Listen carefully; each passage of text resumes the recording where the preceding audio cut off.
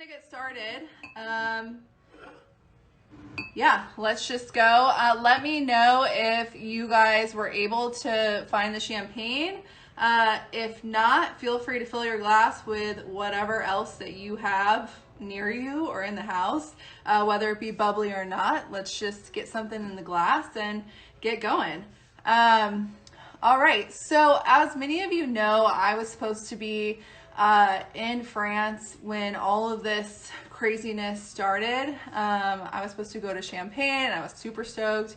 It was going to be my first time, and because of everything I wasn't able to go. And one of my stops was actually going to be Taittinger. And so since I couldn't be in Champagne, I thought, why not bring a little piece of it into my home and share it with you guys as well. So yeah, I'm excited to do that. I'm excited to try through both of these champagnes. We have a Brut Prestige and then we have a Brut La Francais. I do not speak French, so do not fault me if I say something incorrectly. I did check. Many of you had the same question that I did. Most of us Americans say Taittinger, which is incorrect. The correct way, and I'm still probably going to butcher it, the correct way is to say it Taittinger. And if the French wine tutor is in the house, she is the person to go to for all French pronunciations. So check her out. Anybody feel free to correct me or phonetically spell it in the comments, but I believe it's Taittinger, which sounds a lot better than Taittinger. So I want to give you guys, I'm just going to pour a little in my glass. Cheers to everybody. But I wanted to talk a little bit first about the history of Taittinger, just because it is so rich. You know, they span back almost 300 years. It's about 280 something years of history they have, and we would literally be on here for 2 hours if we were going to go through their entire line of history. But basically, they're one of the best known producers here in the Champagne game, and they have been, you know, doing great things for around 300 years. What sets Taittinger apart from the other houses in Champagne? Well, they decided that they were going to put more Chardonnay in their cuvées than other houses. So that kind of became their distinct style. And actually, most of their vineyards are Chardonnay as well. And then of course, Pinot Noir and Pinot Meunier, which are the three grapes that you can include in Chardonnay.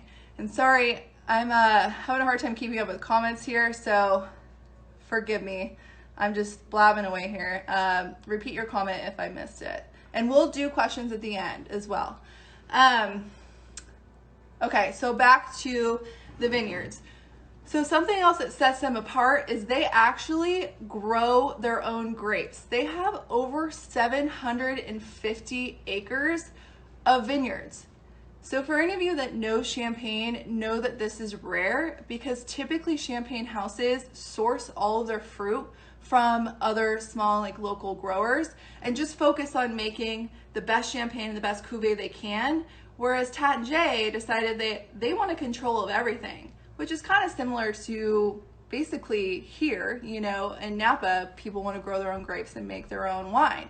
And so Taittinger grows their own estate grapes. They still do source a little bit to keep up with their production, but then they also make their own wine. So having that control across the growing process as well as the production process, I think, is what sets Taittinger above, you know, from other Champagne producers at their level. So yeah, I'm trying to think if I missed anything.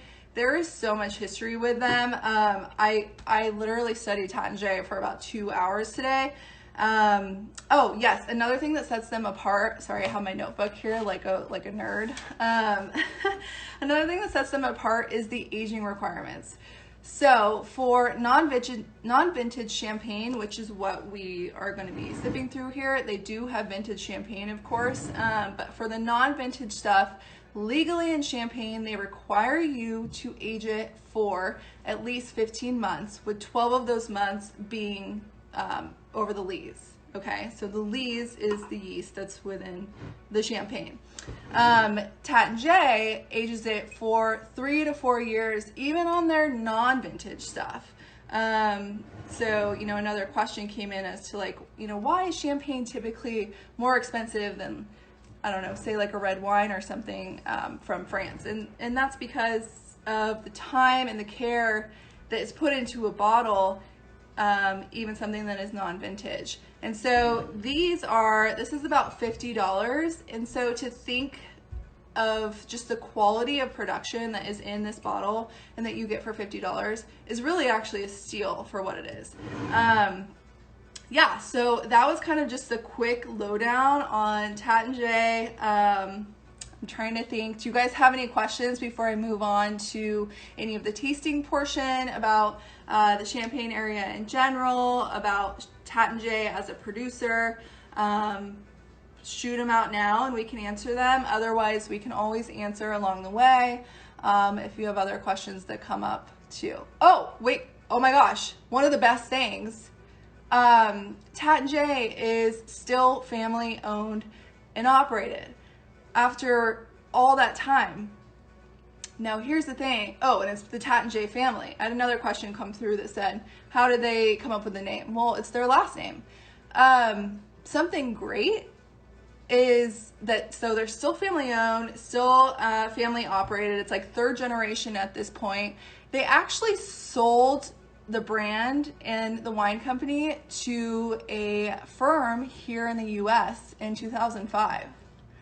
And the family then quickly realized, oh shoot, you know, that probably wasn't the best idea, and they didn't like what the firm was doing with their brand. It wasn't maintaining the values that they, you know, had from the start from 200 years ago. And so the family actually bought the brand and the wine company back a year later. And I guess that was probably the best decision that they've ever made, was to buy that back, because just seeing, you know, how successful of a champagne brand it is now. Okay, so let me just scroll through here really quick to see if I missed anything. I sound like a French native. Okay, now I think you're making fun of me. I tried, okay. Oh, we have a few French speakers in the house. Great. Okay. So I don't think I missed any questions about Taittinger, so I'm going to move on to the tasting portion unless you guys have any. Oh wait, we have some now. Would you consider their dosage and brut higher or lower than other bruts you can shop? Can you tell, hold on, I'm just going to read a bunch of them. Can you tell me more about rosé champagne? How do they make that? Okay, these are great questions that are more wine specific. So let's just talk about these as we taste through everything. Yeah? All right, so I have a little bit of this brut in my glass. So this is gonna be what you will likely see in the store, what you're familiar with. You can find this at most wine shops, most grocery stores. You might have said this, but do they blend a lot of different types of grapes? Yeah, so this one is actually going to be dominant Chardonnay, have Pinot Noir, as also have Pinot Meunier, which are the 3 grapes that are typical in Champagne, really that are only legal to put in Champagne when actually in Champagne. But you will also have wines that you'll see, like a Blanc de Blanc is just Chardonnay. Some Blanc de Noir will just be Pinot Noir.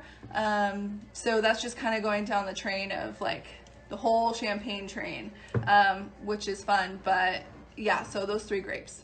But this one is going to be the 3. So this is actually, I'm reading my notes here, 40% Chardonnay, 35% Pinot Noir, and 25% Pinot Meunier, and it is aged on the lees for 3 to 4 years.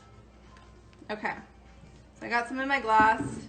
I'm using the Riedel white wine glasses. So what you guys will be getting, I'll raffle off the glasses to the first person after we taste this wine, and you'll be getting the actual Riedel Performance champagne flutes, which are beautiful. I'll show you. I don't have them personally. I wish I did. So I printed you a picture so you can see them, but you can't really, but it's that beautiful tulip shape. Excuse me. So yeah, that's what you guys will be winning. 2 people will be winning 2 of those. What's your call on food pairing for this particular champagne? Carrie, I'm not sure yet. Let me taste this and then I will tell you. So I like actually tasting champagne out of a larger glass so that I can smell it and it fits more, if I'm being honest. Okay. It smells beautiful. Also, it's like a pale golden yellow, has small slow bubbles. So you know as they say, like the finer the bubbles, the better the champagne. Oh, cheers you guys. I almost forgot to cheers you.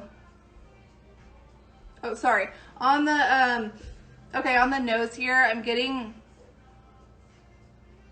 a lot of like peach is very floral as well. Like some honeysuckle. Maybe some pear even. It smells nice, especially it's a beautiful day. It's nice and warm here, so I can't wait to get a sip of this.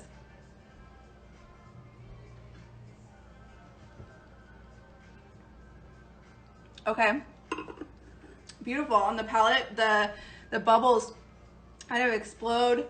They're very fine still going down, and it almost has what I love about champagne, especially like, you know, a well-made champagne, is those secondary brioche, kind of like baked goods type notes that you get, and that's from the aging on the lees. Still a lot of fruit going down, a lot of pear, a little like maybe a tinge of lemon zest. See a question here. Domaine Carneros. Yes. Oh, that's something I forgot to mention.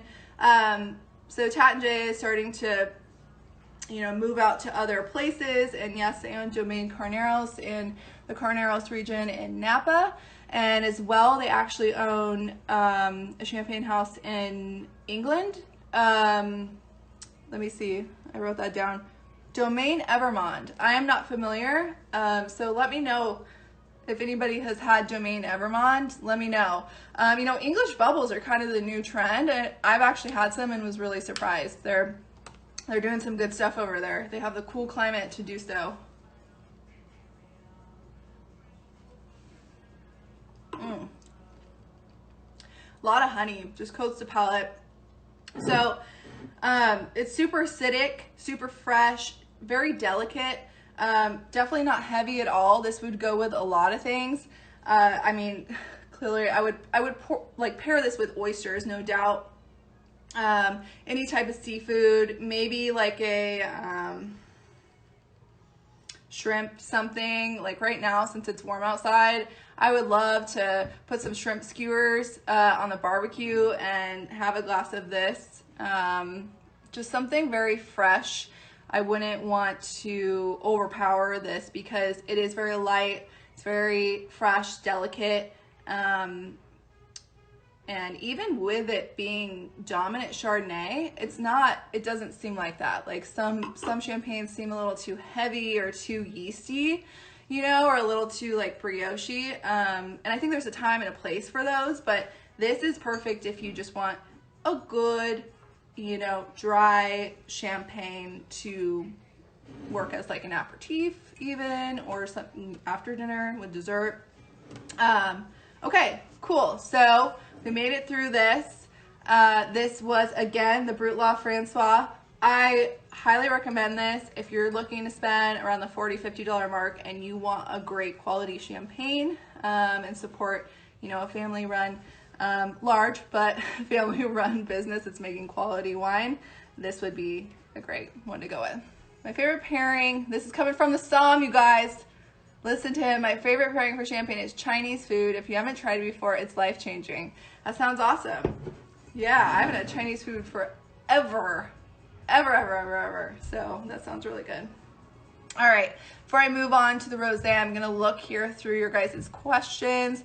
And I know a bunch of you actually grabbed this bottle. So please feel free, write in the comments what you think, what your tasting notes are. If you agreed with mine, I would love to hear them. Gina, are you drinking this? Or you have another bubbly open, huh? England has wine, somebody said. Yeah, they do. They actually have some really great sparkling wines coming out of there. And that's because, you know, for some of you that may not be familiar with the ideal growing regions for champagne is cooler temperatures. So if you think about it, England would be ideal. All right, just scrolling through the comments before I move on, you guys. Oh, people are speaking in French here. I do not know what you're saying. Merci.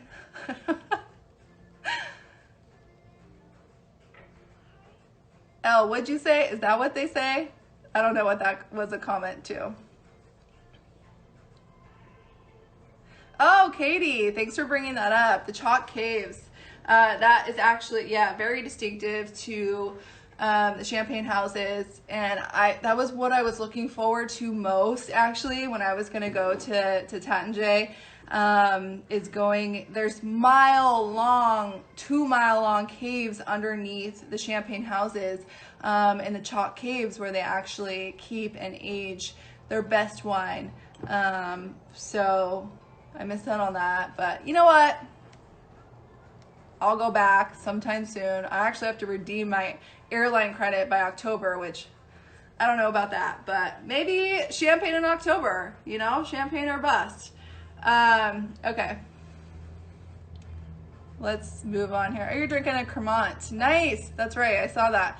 Another great place for quality and affordable sparkling wines. Oui, oui. Yeah, I only know a couple words. Mercy Boucamp, isn't it like Boucamp? Mercy, I'm just gonna stop. I'm butchering it. I didn't even want to say Rents because I feel like I was gonna say it wrong. The cave was amazing. Oh gosh. Thank you, Carly. It's actually a romper. Sante is cheers. Okay, well, Sante, everybody. It is now time. We made it through this brew. I'm gonna move on to the rosé, but before we do that, doesn't look like I have any other questions about the wine. I'm gonna give away some Riedel champagne flutes.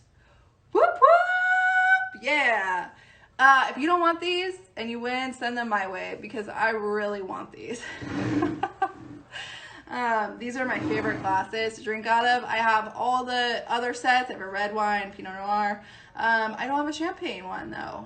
So yeah, if you win, invite me over to drink champagne or something so I can test them out, please. All right, let me finish this. Sante. Okay, now we're gonna decide who wins these beautiful Tulip Riedel champagne glasses. And these retail for, I think, about like $70 for the pair. So you're gonna be real fancy drinking your champagne. All right, so about 80 of you entered. I won't look, I promise.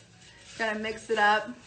And I even got all of you latecomers who entered at like 4:25. I got you in here. Don't you worry. I did it. I cut all these names by hand. All right.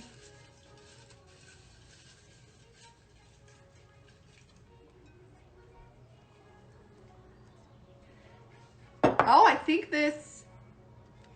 you just said in the comments you're in Napa? M. Tortugal. If you are here, please send me a woohoo or something, some wine glasses. Let me know if you are in here. You have 1 minute to do so in the comments, or these are gonna go to somebody else. Oh, there you are. Congratulations.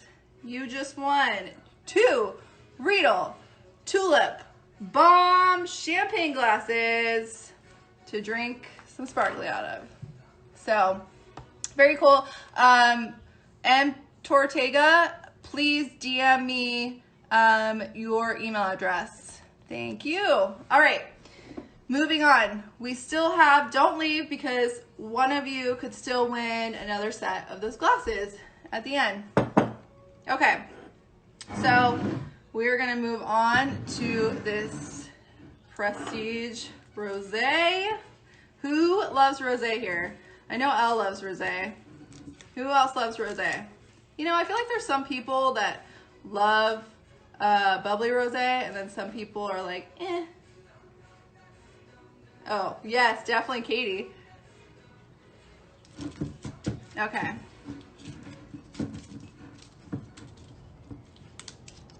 I'm gonna open this up. Just give me 1 sec.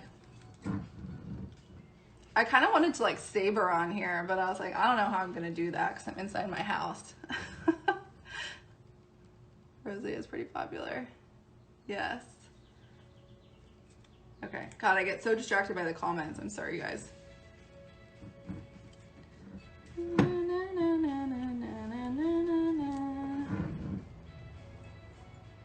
This color is so pretty. All right, I'm gonna try and make it whisper. Okay.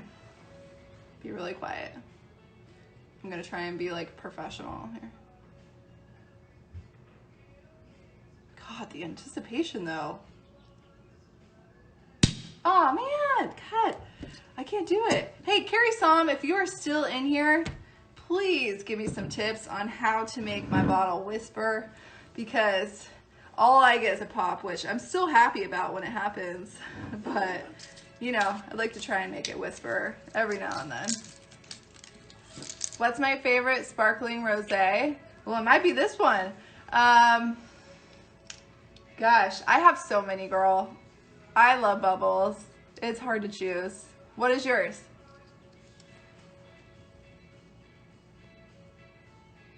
Jenna, don't be asking weird questions like when I got my plant. You know, I'm in quarantine alone. I needed some friends, okay?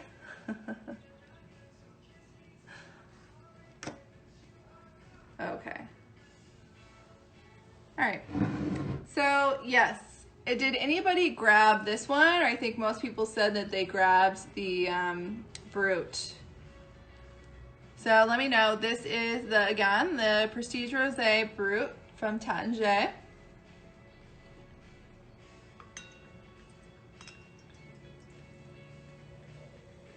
So pretty.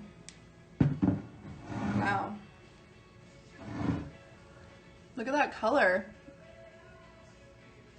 It's beautiful. So actually to get the color on this one, this does have, let me look again. Okay, yeah, so it has Pinot Noir, again, Chardonnay, and Pinot Meunier, but it actually has 50% Pinot Noir. So instead, the last one was Chardonnay dominant. This one has 50% Pinot Noir, 30% Chardonnay, and the rest is Pinot Meunier. So still using all the same grapes, but they're just a different percentage. Additionally, to get the color they did, towards the end, they actually added some still Pinot Noir, which they often do to create that beautiful rosé color. Jacqueline, what are you saying?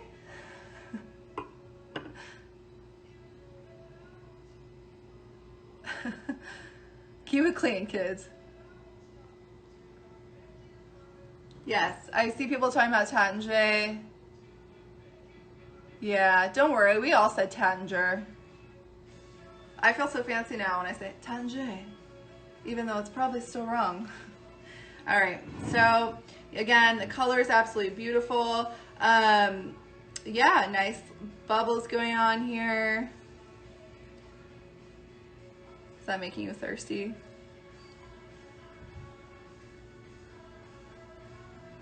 Wow, this is so different than that last one. A lot of just like bright red fruit notes, rush the nose. raspberries, like crushed fresh raspberry.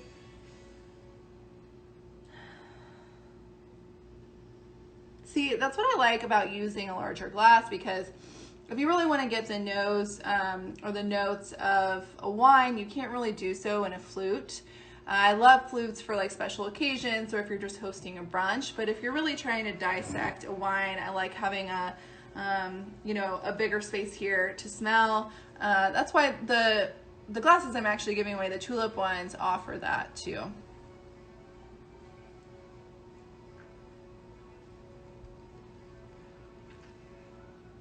Oh wow, lots of cranberry.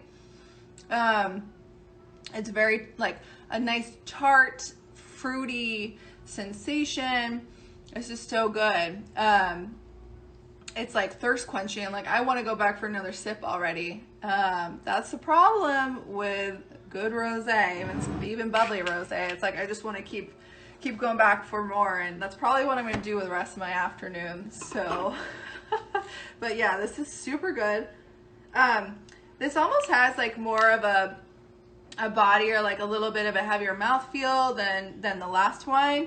And I think that might be because of the addition of the still Pinot Noir.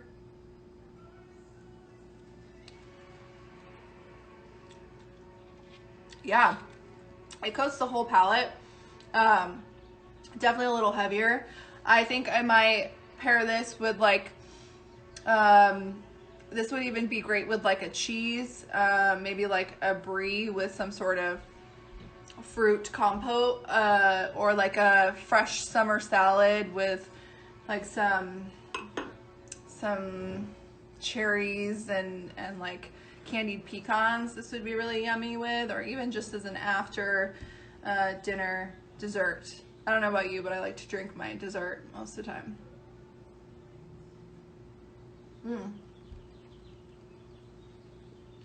Wow, this is really good. I found a new favorite sparkling rosé. Yum. I love that. Okay, I see a lot coming through here. Adult Gatorade. I mean, it goes down pretty easy. So yeah, a lot of cherry, a lot of cranberry, just super red, crushed fruit. Like this is super juicy, which I love. Someone said rosé is so distinctive from the other houses. I agree. Yeah, it's a little bit fuller body and has like more mouthfeel, as some other rosés to me feel often like it could even just be a regular fruit, but it just looks pink. You know what I mean? This one you actually are like, oh yeah, that's a rosé. Why not easy to find? Oh, I'm sorry, Mike Tomcat. Apparently I shouldn't swirl my sparkling wines. Well, I'm gonna do it anyways. Okay. Price point, good question. So as I mentioned earlier, this one is about $50 and then this one is about $70. So, you know, they are wines that are gonna be a bit more expensive than your average sparkling wine, but just remember that they are actual champagnes and they are quality wines. Okay, so I see some other questions coming through. If you do, oh, I see a question down here. I have other questions that you guys submitted prior that I'm gonna answer, but let me also look at this one.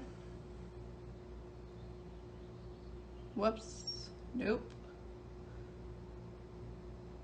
Oh, never mind. Somebody's requested to be in my video. That's not a question. Which is my favorite of the two?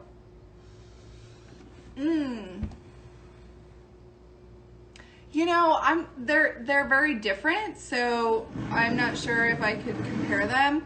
Like this one, I would probably be able to pair this with a lot more. This one, if I wanted something that had a little bit more body, a little bit more weight, this would go with like absolutely anything and drinks really well on its own. So they're both great choices. I think it just depends on preference. You know, a lot of times I skew more towards just like a traditional brut. but I love this too. Like, I'm not gonna turn down either of these. All right, let's see. So you guys submitted some questions that I'm gonna read off right now. Again, if you have any, just drop them in the box. A lot of these we answered along the way. This is one of my favorites.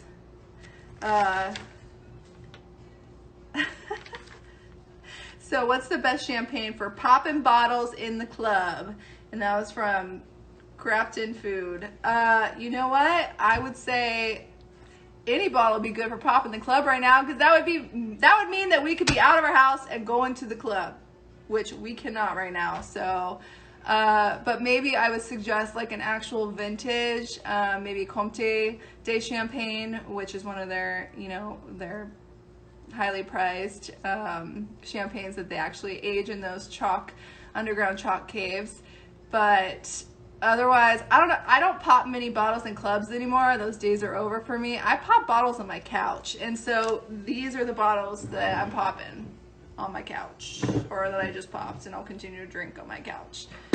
But anyways, how long can I store a non-vintage champagne? That is a great question, and honestly, I would say up to 10 years. Anybody else who has, you know, more experience with aging their champagne, please chime in.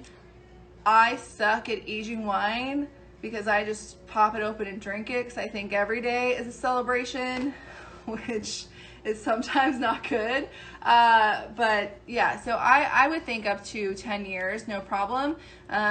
You know, the vintage champagne just means that they've already done some of the aging for you. And sometimes, yes, higher quality, but I would say 5 to 10 years, you should be totally fine. Let's see. Someone asked, what is Taittinger's signature that makes them special? So I think we went over this before. It would be, you know, that they're Chardonnay dominant in a lot of their blends. They have their own estate vineyards that they get their fruit from. They're family owned, and they age all their wines longer than they're legally required to, and longer than many of their peers. So, okay. So I think that's it. Questions. Thank you so much for tuning in. I'm hoping to do another virtual tasting here soon. And yeah, feel free to DM me with any other questions that come up afterwards. But cheers, you guys. I've got to finish these 2 bottles now, so I've got my work cut out for me. But thanks for joining. Cheers.